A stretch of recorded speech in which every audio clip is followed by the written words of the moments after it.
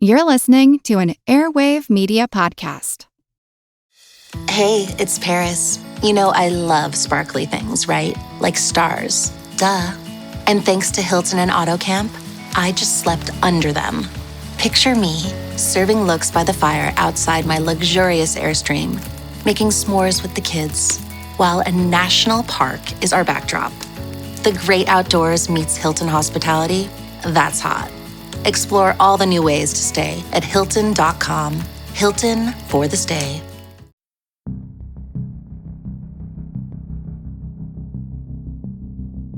Every year around this time, those who frequent social media platforms may find themselves bombarded with a certain form of anti-Christian misinformation. Of course, it depends on the algorithms determining what content is filtered out and what is directed at the user, and how they have come to characterize the potential interests of each user. But the misinformation I speak about, and which I've spoken about before, is seasonal and holiday-oriented, and therefore has a greater chance of being spread this month because it pertains to the Christian holiday of Easter. Because of that, it is also more likely to be reposted or shared by users, since topical posts that appear timely can seem like content worth spreading. Nevertheless, this content, typically taking the form of a meme template with an image and brief text statements superimposed over it, presenting supposed little-known historical facts, is certainly misinformation, or in this case, pseudo-history. And it has to do with the claim that Easter isn't really a Christian holiday, but rather a pagan festival appropriated and exploited by Christians. This claim appeals to a surprisingly wide swath of people. Of course, it appeals to atheists, who often take pride in being able to point out the ignorance of many religious groups with regard to the origins of their own beliefs and their actual knowledge of the texts they place their faith in. They also appeal to former fundamentalist evangelicals, or ex-vangelicals, as they often call themselves, as a way to demonstrate the foolishness or hypocrisy of the belief system from which they have become estranged. Surprisingly, though, they also appeal to those very same fundamentalist and evangelical Christians, many of whom are dyed-in-wool conspiracy theorists, who have no love for older structures within the Christian church or the many traditions handed down from Roman Catholicism. These are culture warriors, typically, who relish the opportunity to suggest that other Christians might have been led astray by pagan evils long perpetuated by a church that they would not consider the true church. These are the strange bedfellows that pagan survival theories make, and I have occasionally found myself among them. I have repeated claims about pagan survivals in Christmas traditions and in claims about the life of Jesus, for example, that I would later go on to correct as being less than credible. I nevertheless have held out doubt about other details. Even just in the last episode, I mentioned the theory that Ember Days were appropriations or Christian changes to existing Roman seasonal agrarian festivals. And after all, the syncretism of pagan traditions with Christianity is in many cases undeniable, such as when the Norse were converted and their midwinter traditions, like the burning of the Yule log, were incorporated into Christmas traditions. In these cases, however, it is less a conspiratorial rewriting of history, as it's usually presented, and more of a simple process of people bringing old traditions with them when integrating into new cultures. That is not what the memes around Easter claim, though. You've probably seen them. They say the word Easter comes from the name of the Mesopotamian goddess Ishtar, who is presented as a goddess of sex. According to some early accounts of her cult, it was apparently believed that she fell to earth in an egg, likely a form of meteorite worship, as I recently discussed in my Patreon exclusive on the topic. And it was claimed that the imagery of eggs and rabbits, which were well known for being prolific breeders, represented her status as a fertility goddess, whose followers engaged in orgies and the ritual sacrifice of children. All this, however, is entirely false. The idea, which rests only on the name looking or sounding similar, was dreamed up whole cloth by Alexander Hislop, a 19th century minister in the Free Church of Scotland, who in 1853 wrote an anti-Catholic book, absolutely chock full of such total fabrications, called The Two Babylons. I did a whole episode on the book years back, and I have had occasion in several other episodes to mention him and the lies he printed in it, which would later be spread by fundamentalist cartoonist and pamphleteer Jack Chick. The Syrian goddess said to have fallen in an egg was actually Atargatis.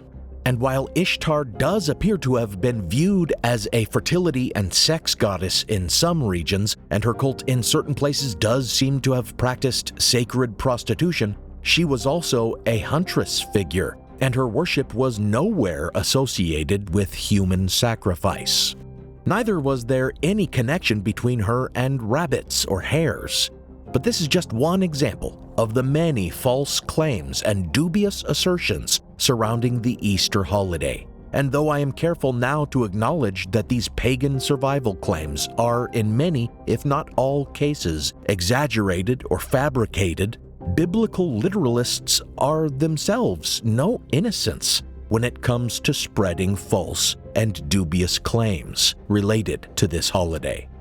This is Historical Blindness. I'm Nathaniel Lloyd, and I like to consider myself an equal opportunity debunker, eager to refute misinformation and pseudo-history regardless of its origin or the ideology it is used to support. Thank you for listening to this Easter special, Darkness Came, the myths of Good Friday and Easter. Before we get started on this episode, I want to thank my newest patrons, Maynard Linder, Ryan C., Brandon Willis, and Will Mason.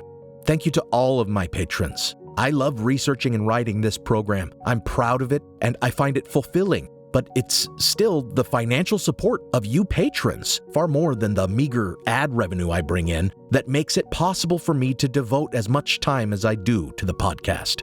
Patrons of the show get access to an exclusive RSS feed with ad-free versions of the show, early release of episodes, teasers, and exclusive minisodes between every main release, making this a weekly podcast for patrons. If you hear minisodes and think they're little blurbs or insubstantial sound bites, think again. They're fully researched and produced episodes, anywhere from 10 to 15 minutes long, and they tie in with the main episode topics. And they even sometimes fill in the gaps and tell the rest of the story that my main episode didn't have time to tell. For example, after my episode on Trans-Roman Empress Elagabalus, I released one that traced the practice of meteorite worship, which she was said to have promoted, through history. And after my episode on Pope Joan, I released one about the so-called pornocracy, which, as was the case with Aspasia, seems to be just another case of women gaining political power and men calling them harlots because of it. For listeners who are interested, I also sell these exclusive minisodes for just $3 a pop. So head over to patreon.com/historicalblindness and consider purchasing the occasional blind spot minisode that interests you, or supporting the podcast for as little as $1 a month. Now, let's continue the episode.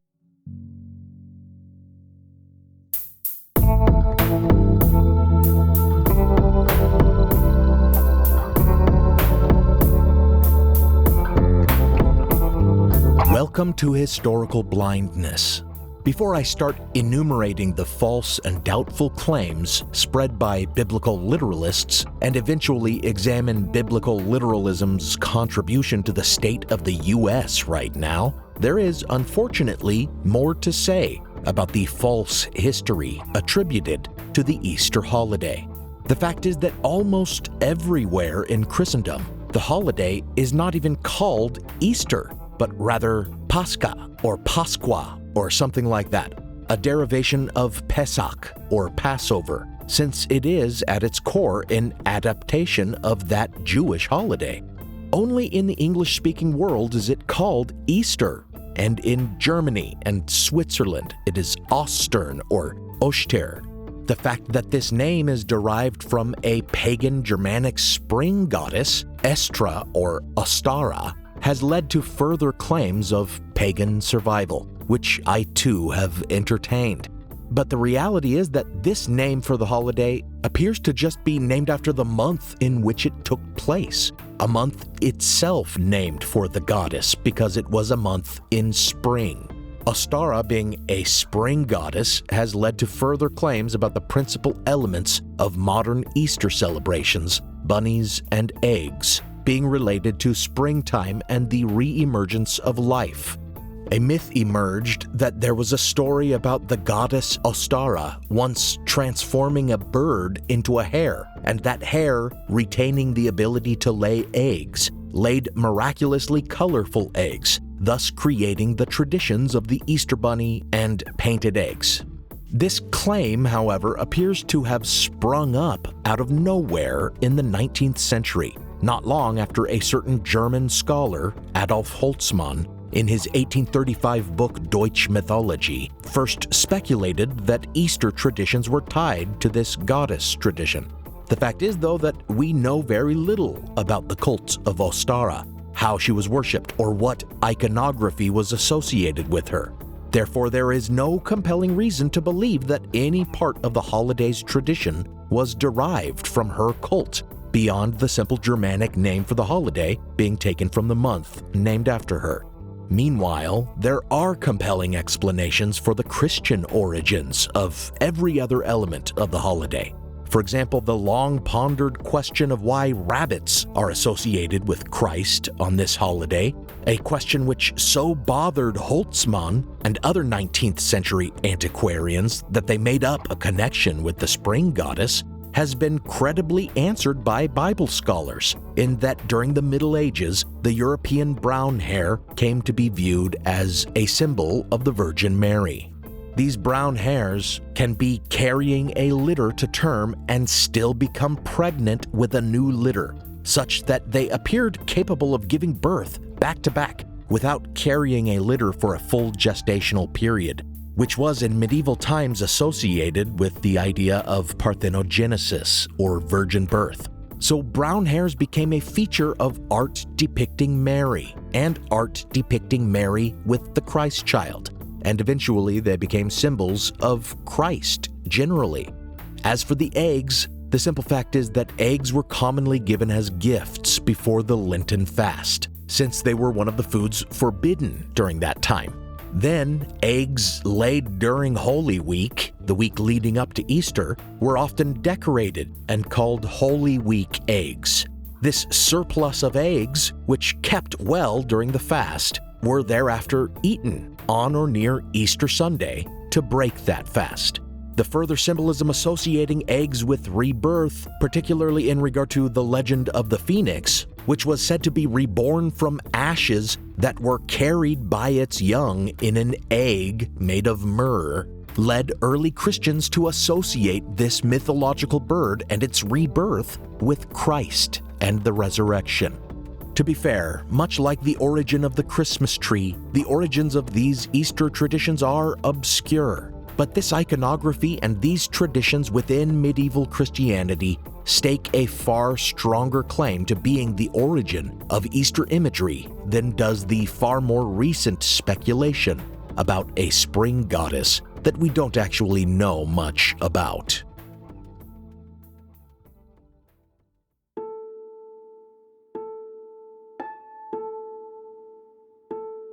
While these claims about the pagan origin of Easter lack merit, and thus cannot be wholly credited and should be doubted when seen circulating every year around this time, so too should the claims of biblical literalists that there is credible evidence of the events of Christ's crucifixion and resurrection as depicted in the Gospels. To be clear, as I have argued in the past, there is a strong historical argument for the existence of Jesus Christ and his crucifixion by Romans. However, there is not compelling evidence to suggest that the claims in the Gospels of his death coinciding with some celestial darkness event, as well as an earthquake and the rising of dead saints, or the claims of his resurrection, are anything other than literary creations, fabricated years after the fact by the writers of the Gospels in an effort to demonstrate Christ's fulfillment of prophecy and to establish a strong basis for faith in his cult. But reading and appreciating the Bible as literature is not something that biblical literalists can stomach.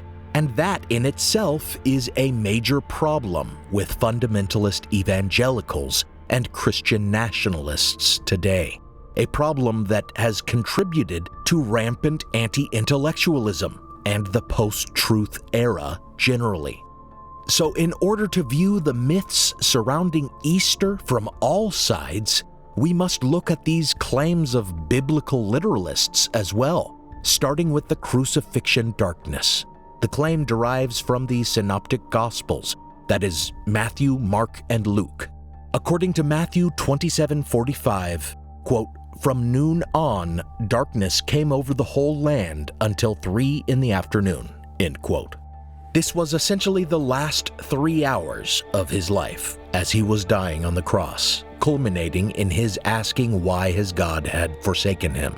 Luke 23, verses 44-45 state likewise, quote, "It was now about noon, and darkness came over the whole land until 3 p.m, when the sun's light failed, and the curtain of the temple was torn in two," end quote. This further detail of the curtain of the temple rending was present likewise in a later verse in Matthew, but it is important to acknowledge that Matthew and Luke were both likely derivative works, working from the same source material. So both sources being in accordance with each other does not serve as evidence of veracity. The Gospel of Mark is believed to be the first of the 3 synoptic Gospels written, according to the hypothesis of Markan priority.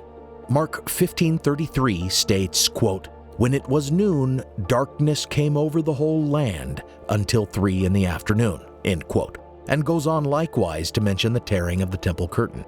As I discussed in my episode on Christ mythicism, which argued in favor of the existence of a historical Christ, scholars also hypothesize an additional lost source, the Q source, from which Matthew and Luke also derived material. There is also the potential of oral sources for this and other gospel traditions.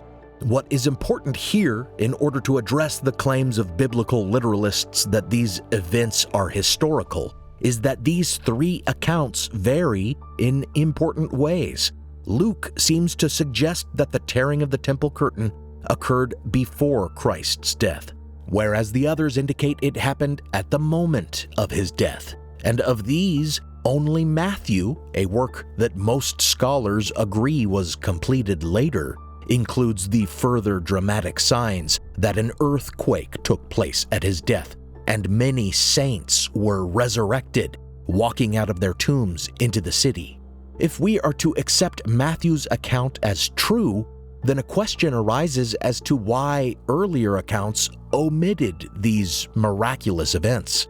And if we are to acknowledge that the anonymous author of Matthew, writing at a time far removed from the actual events, was adding false details for dramatic or literary effect, then it must be further acknowledged that the same can be said of all the gospel accounts of the crucifixion.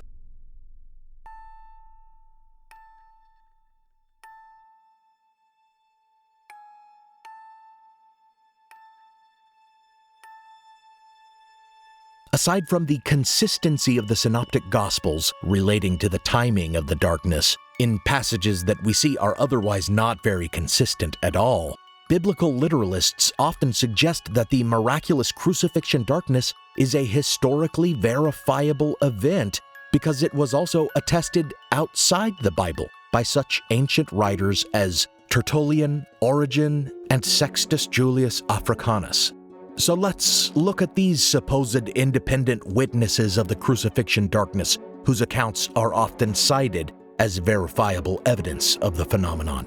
First, all of these ancient historians who do indeed mention the darkness, as well as, some of them, the supposed earthquake and resurrection of the dead only mentioned in Matthew, were early Christians, and most of them apologists who were writing explicitly in defense of Christian belief and against criticism of the early church. The obvious problem with suggesting that their accounts represent independent testimony is that they were written long after the gospel traditions had been established. All the synoptic gospels are dated to the end of the 1st century, after 70 CE. But the earliest of these accounts, that of Africanus, dates to around 50 years later. Then Tertullian was writing more than 100 years after the gospel traditions were put in writing, and Origen nearly 200 years afterward. It is true, however, that each of them appealed to some pre-existing source for their claims other than the Gospels. Africanus refers to the work of Thallus, a 1st century historian whose work is now lost, suggesting that a mention of a certain eclipse in it confirmed the crucifixion darkness.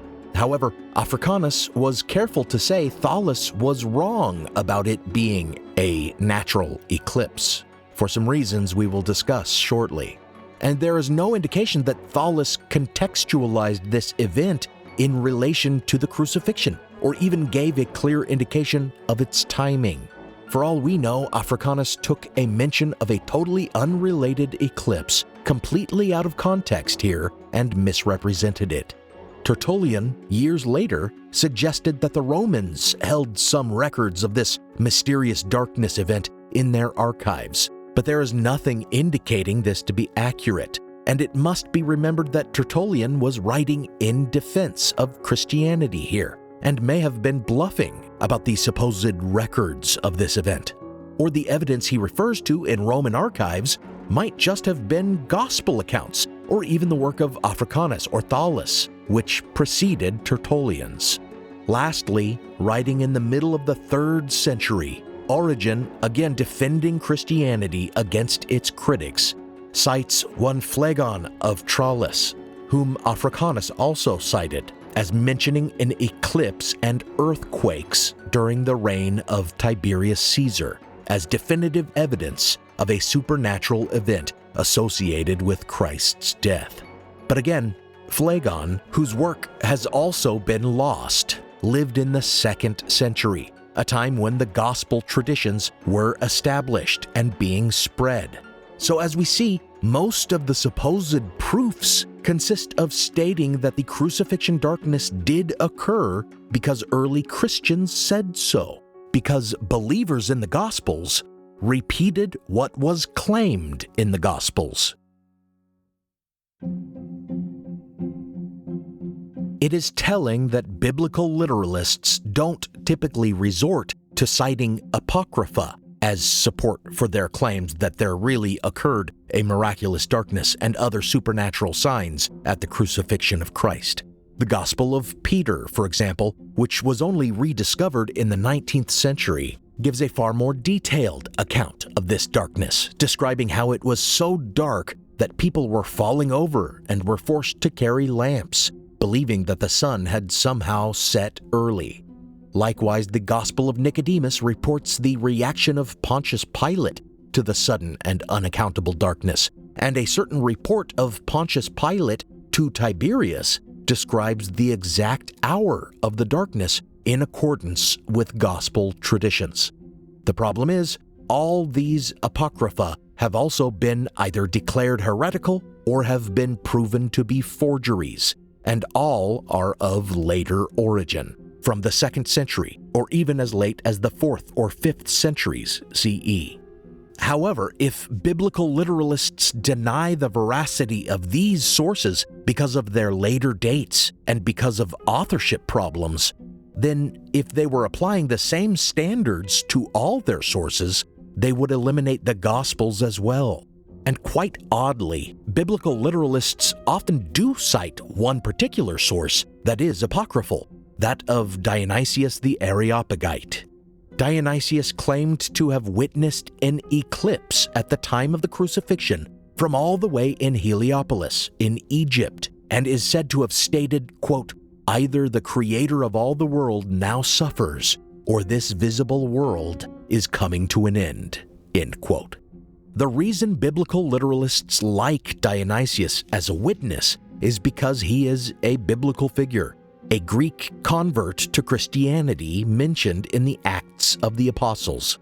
However, the Bible does not mention him witnessing this in Heliopolis, nor does the timeline make much sense for Dionysius the Areopagite to have presumed that a creator god must have been suffering for such an eclipse to occur, since this would have been long before he ever heard of Christ and was converted by Paul.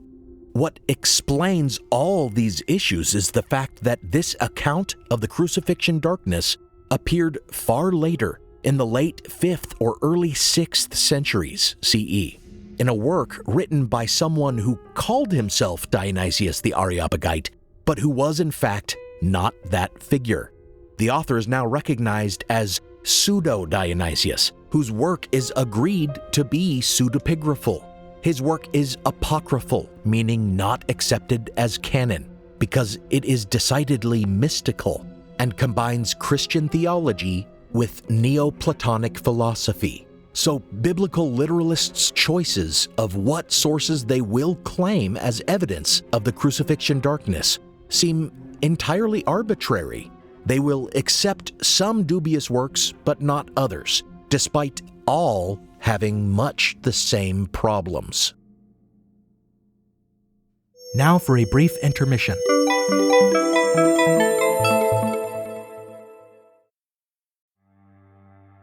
As listeners of Historical Blindness, you're no strangers to the fact that history is a lens through which we can better understand the present. Or as Shakespeare put it, what's past is prologue. History is the indispensable context without which we cannot hope to truly understand current events. You understand that, and so do the creators of the American Scandal podcast.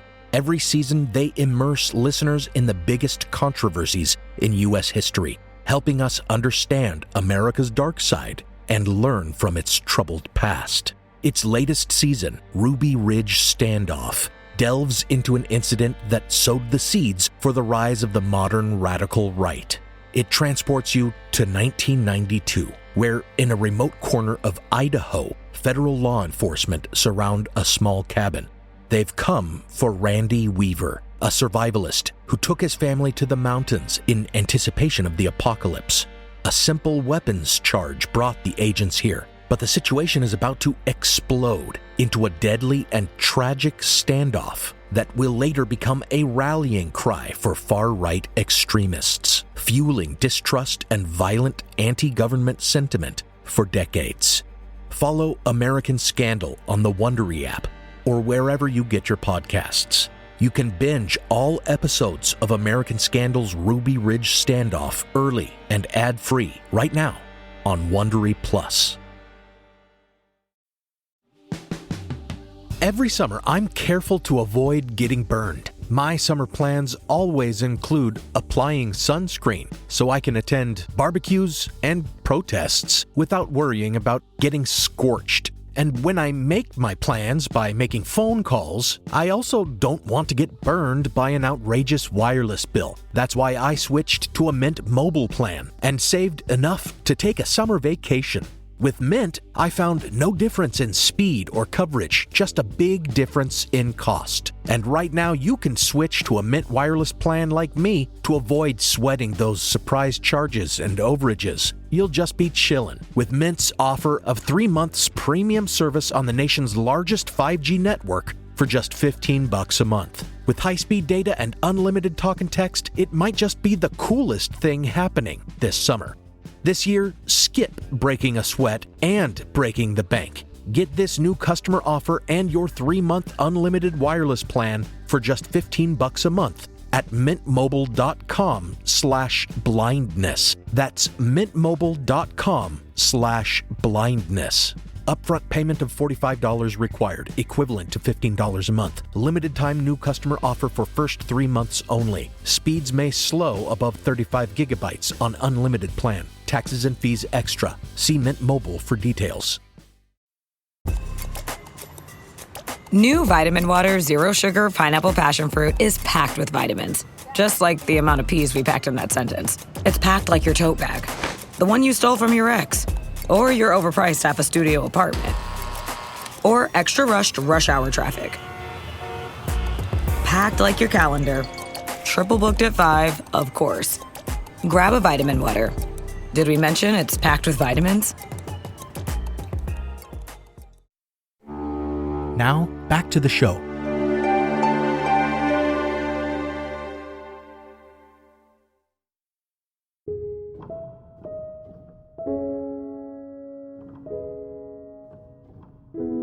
Another example of a dubious work that attests to the crucifixion darkness, but is rejected by biblical literalists, is the Book of Mormon, which was written in the 19th century. Regardless of whether you credit the claim that Joseph Smith was actually translating it from some ancient gold tablets that only he and his closest allies ever claimed to have seen, it did appear in the 19th century.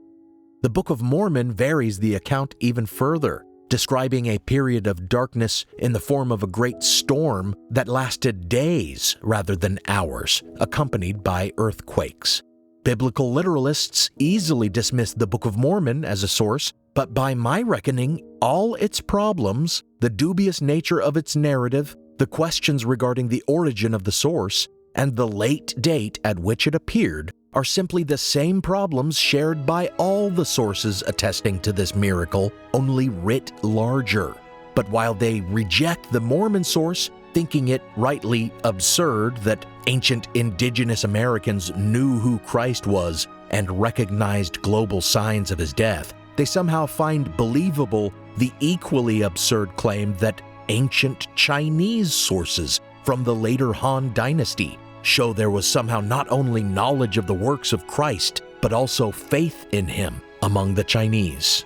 The claim can be found all over the internet. Supposedly in one passage of a chronicle, it stated, quote, "In the summer, 4th month of the year, the sun and moon were eclipsed. The sins of all people are now on one man.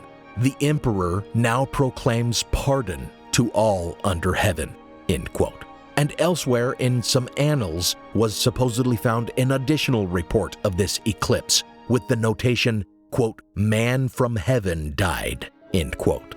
Now, as intrepid historian and friend of the show Mike Dash has been able to show with even cursory research, this claim only appeared in 2006 in the work of Chan Ki Tong, a Singaporean business coach, not a historian, who has published a couple of works of apparent pseudo-history claiming that the founders of Chinese civilization worshipped the God of the Old Testament. As Dash points out, these chronicles and archives have never been translated into English, and every repetition of this claim since has simply been a quotation of Tong's claim. The only logical conclusion then is that if any such quotations really do appear in the records Tong quotes, then he likely took them out of context and or mistranslated phrases that can be explained in accordance with what scholars already know about Chinese history in the 5 Dynasties and 10 Kingdoms period.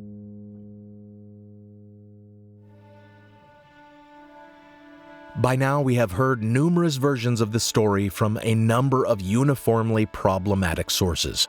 Among even the gospel accounts, the events vary, and we see later accounts claiming specifically that this darkness was an eclipse or a storm, or simply an occlusion of the sun. There is also some disagreement about whether this was a local event or a global one, as would have been necessary for the darkness to be seen as far away as Egypt, China, or America.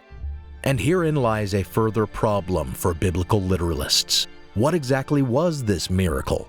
The earliest source, that of Thallus, as cited by Africanus, calls it an eclipse, if again we can trust that the event Thallus was talking about was indeed simultaneous with the death of Christ, and even the earliest versions of the Gospel of Luke appear to have called it an eclipse.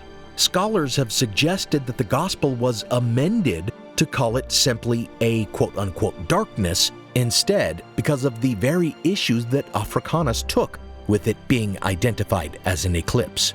For this event to be real, it simply could not have been an eclipse for numerous reasons. First, a solar eclipse could not have occurred at this time, since the crucifixion is supposed to have occurred during Passover, which is always observed during a full moon. Solar eclipses can only occur during new moons. Moreover, an eclipse of the sun can only last for a total of 7.5 minutes, not 3 hours, as the Gospels report. Then there is the fact that a total eclipse can only be observed in certain locations along the path of totality, which rules out the idea that it was a global blackout. The thing is, almost every translation of the Gospels acknowledges that an alternative and likely translation of the passages in question have this darkness falling, quote, over the whole earth, end quote, not just over the quote-unquote land. Then there is the issue that astronomers can determine the dates of eclipses far back into antiquity. This has led some to point to a particular eclipse that occurred on April 3rd in the year 33 CE, a date some Bible scholars favor for Christ's crucifixion, and declare, "Checkmate, atheists," believing they have finally proven the reality of the crucifixion darkness. Not only does this not explain the 3-hour length of the darkness, but it also just doesn't work because that was a lunar eclipse. Remember, a solar one could not have happened at that time. And this is an issue, since the gospel traditions are clear that, quote, the sun was darkened, end quote, or, quote, the sun's light failed, end quote. After all, this eclipse was said to occur at noon, and a lunar eclipse cannot occur during the day, since it requires the Earth to be positioned between the moon and sun.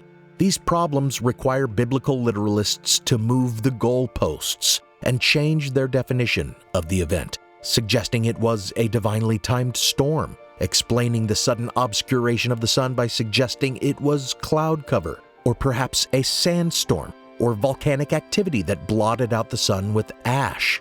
Others, of course, simply hand-wave it as a miracle that defies explanation. Since a sudden sandstorm or bad weather would not explain simultaneous earthquakes or living dead saints shambling out of their tombs, they are right in that natural explanations do not alone account for these claims. What does account for them, however, is the far more compelling explanation that these were literary inventions that should not be viewed as historical events.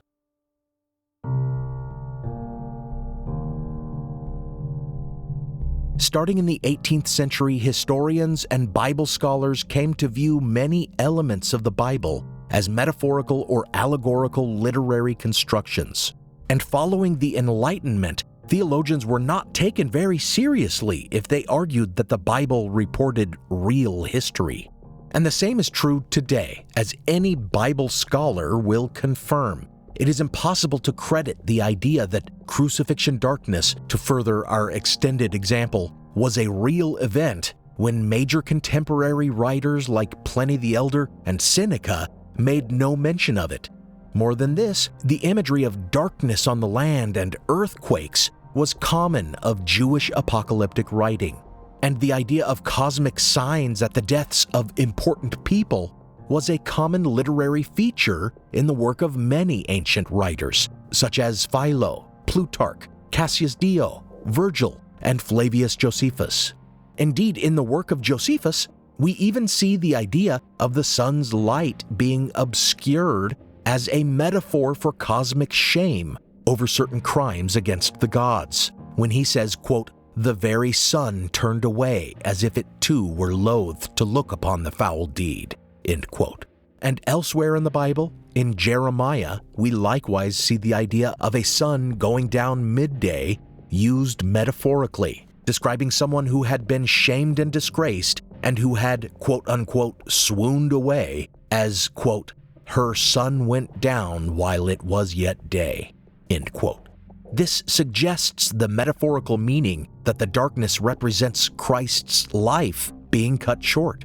But this passage in Jeremiah is also viewed as prophecy, the foretelling of a, quote, destroyer at midday, end quote. And here we see another dimension of the literary quality of the Gospels.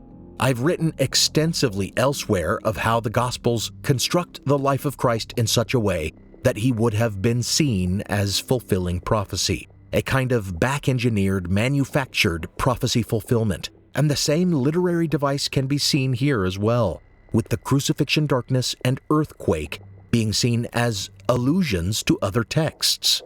It has been suggested that the 3 hours of darkness harkened back to the plague of 3 days' darkness in Exodus. The Book of Mormon certainly seems to have confused the two.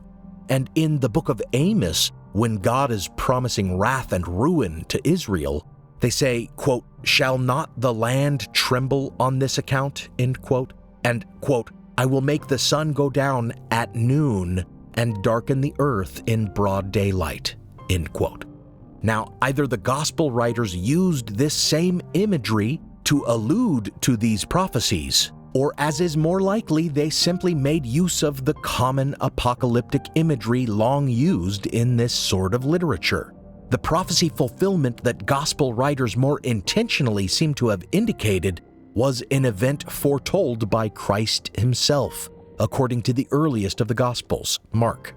After Jesus foretells the destruction of the temple, something that had already happened by the time that scholars believe the Gospel was written, the author has Christ make some end-time predictions about false prophets, and then he says, quote, but in those days, after that suffering, the sun will be darkened, and the moon will not give its light, and the stars will be falling from heaven, and the powers in the heavens will be shaken, end quote. Most view this as prophecy of Christ's second coming, but the fact that the Gospels then go on to claim the sun was darkened at Christ's crucifixion tends to suggest that the detail was inserted as a reference to this prophecy, or even that the prophecy was included as foreshadowing of the crucifixion darkness. All signs point to the conscious choices of authors constructing literature, and that is why serious Bible scholars have not taken a literal view of the Gospels or the Bible generally in nearly 250 years.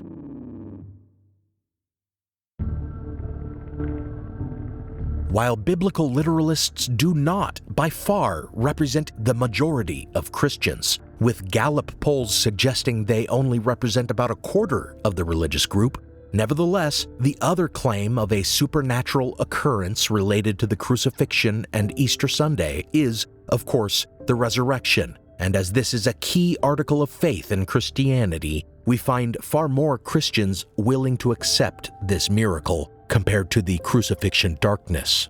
As with the darkness, there have been attempts to explain the resurrection naturally, such as the idea that Christ merely swooned or fainted and was therefore placed alive in his tomb, or the suggestion that there was a body swap, or that Christ's brother had been crucified in his place, or that the figure who appeared to the disciples afterward was actually his brother, or that Christ appearing to the disciples was just an ecstatic vision, a hallucination.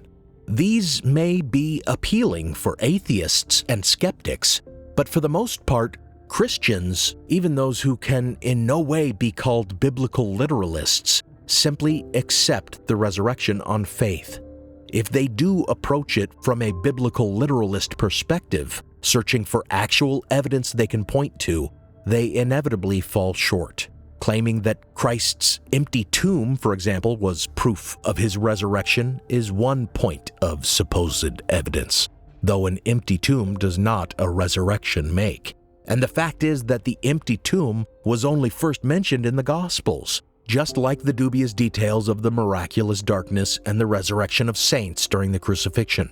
And among those Gospel accounts, none agree on who was there to witness its emptiness.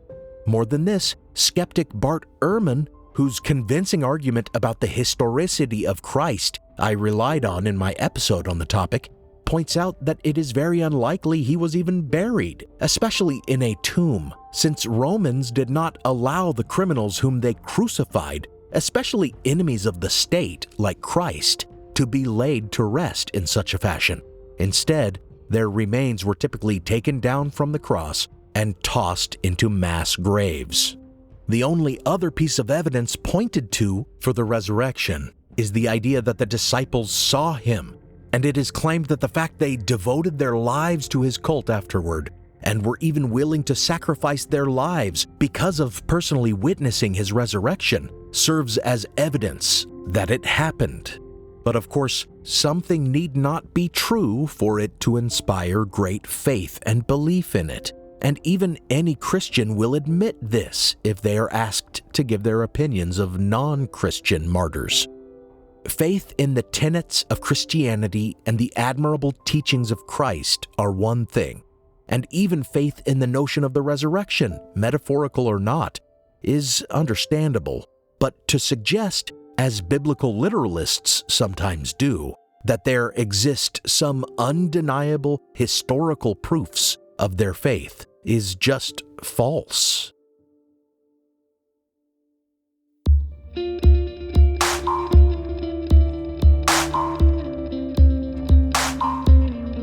Now, I'm sensitive to the critique that atheist challenges to religious beliefs can be viewed as petty and even pointless. If someone wants to believe in the resurrection, or even in the crucifixion darkness, who am I to say they shouldn't believe it? Typically, religious belief is not founded on rational or scientific thinking anyway, and a believer will often admit as much. They'll cite personal conviction and religious experience rather than any supposed evidence. I would reply that the issue at hand is not personal faith, but the culture of anti-intellectualism and denialism that is bred by biblical literalism. I am not punching down here, I'm punching up at a group of fundamentalist evangelical Christian nationalists who claim that you cannot trust experts, you cannot trust scholars. Biblical literalists have contributed in large part to the anti-rationalist post-truth era, with its insistence that it doesn't matter how much empirical evidence there might be against an idea, or how logically flawed and historically problematic that idea might be. It can still be pronounced true with confidence and only dubious evidentiary support. These are the people who claim facts don't care about feelings, but then insist that claims only supportable by feelings should be declared facts. And it may seem like this post-truth era was inaugurated by Donald Trump and his conspiracism and bald-faced insistence on falsehoods as truth. But actually, he may himself be the ultimate iteration of this trend toward the platforming and normalization of quote-unquote alternative facts, which has been spearheaded by biblical literalists. Just like biblical literalists, Trump rejects rational thought and portrays academia as conspiracy, suggesting scholarly consensus is just indoctrination or institutionalized misinformation. And his alternative, besides conspiracy theory, is often fundamentalist dogma. This is why he is so popular among religious fundamentalists, despite being a philandering, greedy reprobate who clearly only pays lip service to Christianity. He thinks like biblical literalists. He uses the same rhetorical evasions as biblical literalists, and he is taking direct action to empower fundamentalists, obliterating the separation of church and state, and forging a theocracy. And in return, he has become like an idol to many on the religious right, who call him the quote-unquote chosen one, a moniker he has now adopted for himself.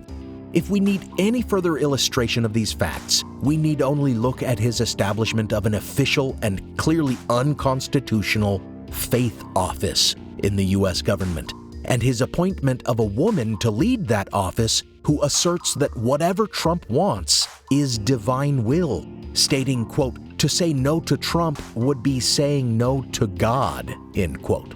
Many Christians are waking up and scrutinizing this woman, Paula White, whose promotion of the quote-unquote prosperity gospel really demonstrates Trump's motives for aligning himself with the religious right. This quote-unquote prosperity doctrine claims that God rewards the faithful with wealth and that poverty is an indication of wickedness. It is the most un-Christian teaching imaginable, the exact opposite of Christ's teachings, which instructed his followers to give away their belongings and to be charitable toward the poor and needy. The prosperity gospel is clearly a doctrine only in service of enriching the wealthy, as are essentially all of Trump's policies. And like Trump, Paula White is a con woman, selling the quote-unquote supernatural blessings of health and wealth for just $1,000 a pop. So my point is that I argue not against the Christian faith, but against biblical literalism, which has contributed to the rise of Trump and therefore to the absolute perversion of Christ's legacy. The perfect example of this perversion was provided by Trump himself last year when he spent Easter hawking his own line of God Bless the USA Bibles. Jesus Christ would have wielded a whip against Trump and driven him out of the church, along with all the other merchants trying to use religion for profit.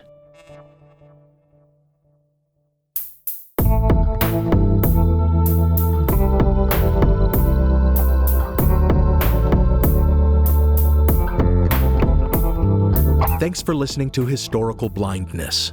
You can find blog posts for each episode on historicalblindness.com that contain a transcript, related imagery, and citations for further reading. As always, special thanks go out to my partner patrons, Diane Lane, Robert Fisher, Joe Escott, Devlin Hoff, Lisa, Prickly Pear, Fred R. Groteis, Robin Naggett, Maddie Kinney, Rebecca, Don Mundus, Eunice Allen Bradley, Juliette O'Connor, Jonathan Williams, Joshua Luddington, Christine LeBlanc, Lonnie C., Kaylee, Ama, Christopher L. Burton, Benny Slater, That One Girl, Chris, Jocelyn Clausen, Lindsay McAllister, an anonymous patron, Brian, CPJ MLT Ltd, and Jamie Nielsen.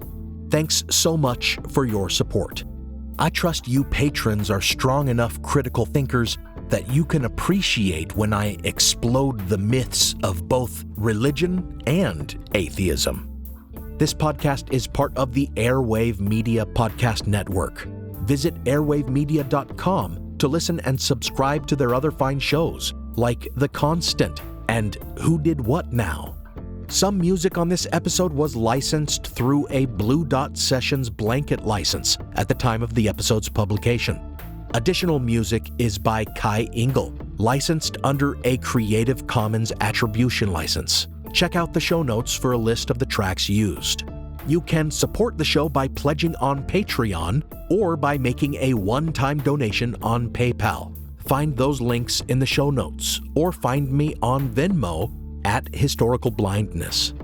For some of you, this episode may hit your feeds after the holiday, but I'll still wish you a happy Easter, happy Passover, happy pagan celebration of the vernal equinox, happy springtime.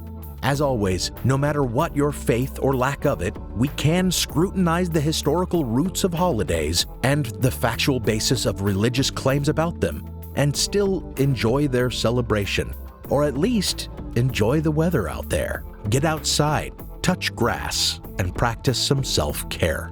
I know I need to.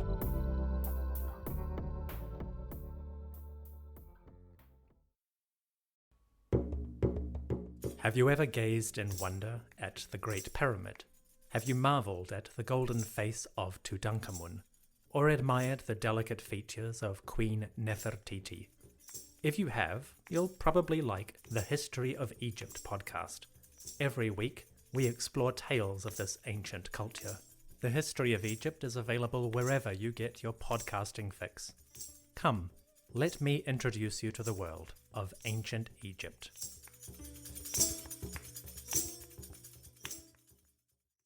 Have you ever wondered how inbred the Habsburgs really were? What women in the past used for birth control? Or what Queen Victoria's 9 children got up to? On the History Tea Time podcast, I profile remarkable queens and LGBTQ+ royals, explore royal family trees, and delve into women's medical history and other fascinating topics. Join me every Tuesday for History Tea Time, wherever fine podcasts are enjoyed.